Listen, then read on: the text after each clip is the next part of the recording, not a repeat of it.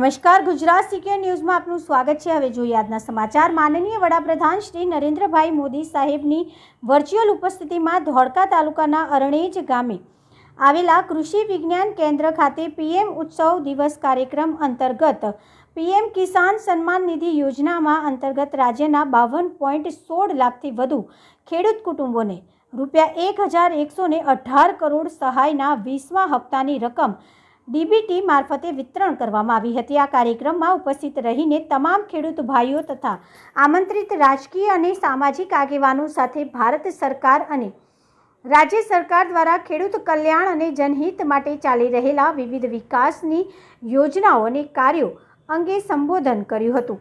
માનનીય વડાપ્રધાન શ્રી નરેન્દ્રભાઈ મોદી સાહેબે ઉત્તર પ્રદેશ વારાણસી ખાતેથી વર્ચ્યુઅલ સંવાદ દ્વારા સમગ્ર દેશના 9.7 કરોડથી વધુ ખેડૂતોને ₹20,500 કરોડથી વધુની સહાય પીએમ કિસાન સન્માન નિધિ યોજનાના 20મા હપ્તા તરીકે સીધા તેમના બેંક ખાતામાં જમા કર્યા।